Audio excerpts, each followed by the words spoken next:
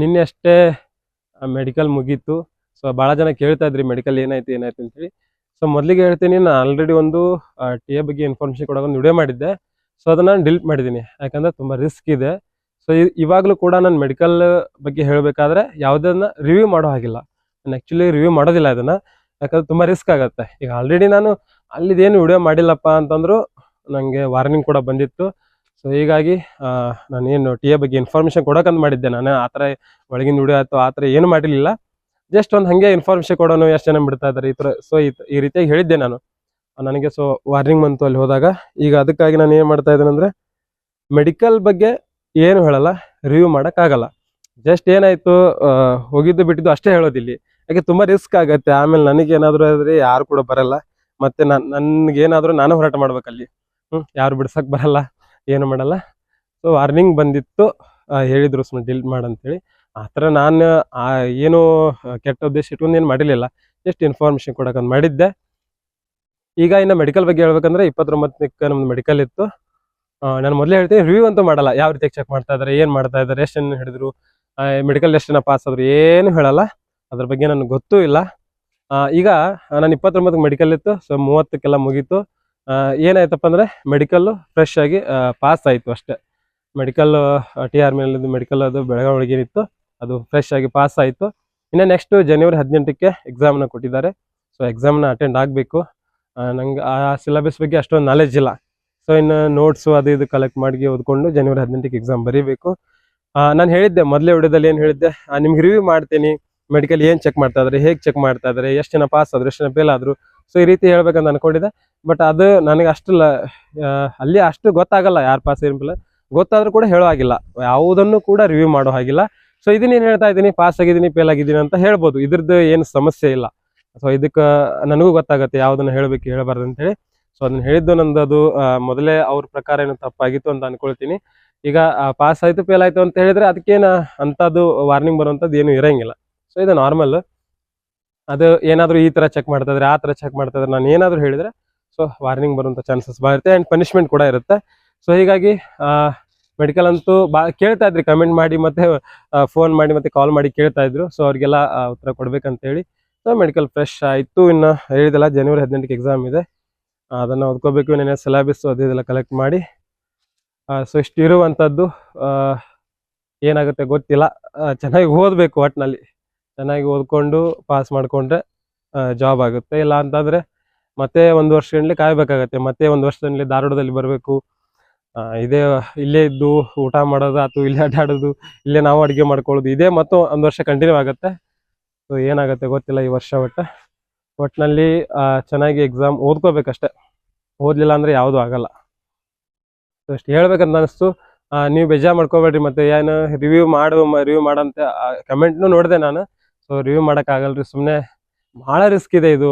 ಆ ಥರ ಬೇರೆ ಇದ್ರ ಥರ ಅಲ್ಲ, ಬೇರೆದು ನಡೀತದೆ. ಇಲ್ಲೆಲ್ಲ ಏನು ಹೇಳೋಂಗಿಲ್ಲ. ಸೊ ಪಾಸ್ ಆಯಿತು ಫೇಲ್ ಆಯಿತು ಅಂತ ಮಾತ್ರ ನಾನು ಹೇಳಬಲ್ಲೆ ಅಷ್ಟೇ. ಅಲ್ಲೆಲ್ಲ ಇನ್ಫಾರ್ಮೇಷನ್ ಎಲ್ಲ ಕೊಡೋಕ್ಕೆ ಬರಲ್ಲ, ಡಾಟಾ ಇಟ್ಕೊಂಡು ಆ ಥರ ಇನ್ಫಾರ್ಮೇಷನ್ ಕೊಡೋಕ್ಕೆ ಬರಲ್ಲ. ಸೊ ಅದ್ರ ಬಗ್ಗೆ ನನಗೆ ಗೊತ್ತೂ ಇಲ್ಲ, ಗೊತ್ತಿದ್ರು ಕೂಡ ಹೇಳೋ ಹಾಗಿಲ್ಲ. ಸರಿ, ಇಷ್ಟು ಹೇಳ್ಬೇಕಂತ ಅನಿಸ್ತು, ಹೇಳಿದೆ. ನಿನ್ನೆ ನೈಟ್ ನಾನು 12 ಗಂಟೆಗೆ ಬಂದೆ. ಒಂದು 9 ಗಂಟೆಗೆ ಟ್ರೈನ್ ಇತ್ತದು, 12 ಗಂಟೆಗೆ ಬಂದೆ. ಅದಾದಮೇಲೆ ಮಲಗೋದು ಅದು ಇದು ಎಲ್ಲ ಒಂದಿವ್ಸ ಹಿಡ್ಕೋದು 2 ಗಂಟೆ ಆಯಿತು. ಅಲ್ಲಿ ಅದ್ರಾಗ ನೀರು ಬೇರೆ ಚೇಂಜ್ ಆಗಿತ್ತು ಮಾರ. ನಮ್ಮೂರು ನೀರು, ಧಾರವಾಡ ನೀರು, ಬೆಂಗಳೂರು ನೀರು, ಬೆಳಗಾವಿ ನೀರು ಎಲ್ಲ ಅದು ಚೇಂಜ್ ಆಗಿ ಫುಲ್ ನೆಗಡಿ, ಜ್ವರ, ಫುಲ್ ಇದೆ ಬಂದುಬಿಟ್ಟಿದೆ. ಇನ್ನೊಂದು 2-3 ದಿನ ಹೋಗ್ಬೇಕು ರಿಕವರಿ ಆದಮೇಲೆ ಮತ್ತೆ ರನ್ನಿಂಗ್ ಸ್ಟಾರ್ಟ್ ಮಾಡಬೇಕು. ನಿಮಗೆ ಇನ್ನೊಂದು ಹೇಳಿದ್ದೆ ನಾನು, ಏನಂದರೆ ರನ್ನಿಂಗ್ ಬಗ್ಗೆ ಒಂದು ವಿಡಿಯೋ ಮಾಡ್ತೇನೆ ಅಂತೇಳಿ. ಸೊ ನಾನು ಯಾವ ರೀತಿಯಾಗಿ ಮಾಡ್ತಾಯಿದ್ದೀನಿ ಅದನ್ನಷ್ಟು ಹೇಳ್ತೀನಿ. ಬೇರೆದವ್ರಿಗೆ ಸರಿನೂ ಅನಿಸ್ಬೋದು, ತಪ್ಪು ಅನ್ನಿಸ್ಬೋದು. ಬಟ್ ನಾನು ಹೇಳಿದ ಪ್ರಕಾರ ನಾನು ಮಾಡ್ಕೊಂಡಿದ್ದೀನಿ, ನನಗೆ ಅದೆಲ್ಲ ಕರೆಕ್ಟಾಗಿಯೇ ಆಗಿದೆ. ಸೊ ನಿಮಗೂ ಹೇಳ್ತೀನಿ. ಸೊ ರನ್ನಿಂಗ್ ಬಗ್ಗೆ ಕೇಳ್ತಾ ಇದ್ರಿ, 5K ಮತ್ತು 1.6K ಅಂದರೆ 16 ಮೀಟ್ರ್ ಮತ್ತು 5 ಕಿಲೋಮೀಟ್ರ್ ಬಗ್ಗೆ ಕೇಳ್ತಾ ಇದ್ರಿ.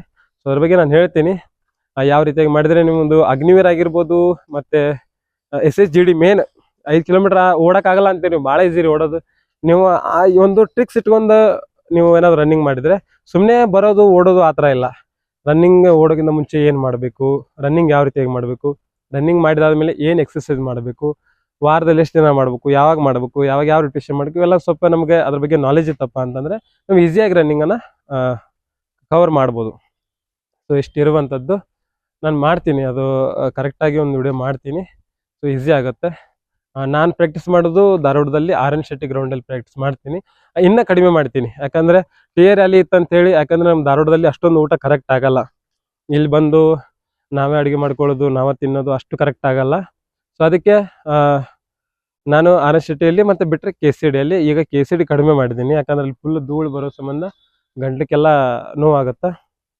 ಸೊ ಧಾರವಾಡದಲ್ಲಿ ಮಾಡ್ಬೇಕಾದ್ರೆ RN ಶೆಟ್ಟಿಯಲ್ಲಿ ಮಾಡ್ತೀನಿ. ಅದ್ರ ಬಗ್ಗೆ ಇನ್ಫಾರ್ಮೇಷನ್ ಕೊಡ್ತೀನಿ ನಿಮಗೆ, ತುಂಬ ಈಸಿಯಾಗಿರುತ್ತೆ. ಸೊ ಅಲ್ಲಿ ಯಾರಾದರೂ ಬಂದಿದ್ರೆ ನಮ್ಮ ಜೊತೆ ಬಂದು, ನೀವು ಬರ್ತಾರೆ ಕೆಲವೊಂದು ಜನ ಬರ್ತಾರೆ, ನೀವು ಯಾರಾದರೂ ಬಂದಿದ್ರೆ ನಮ್ಮ ಜೊತೆ ಬಂದು ರನ್ನಿಂಗ್ ಮಾಡ್ಬೋದು.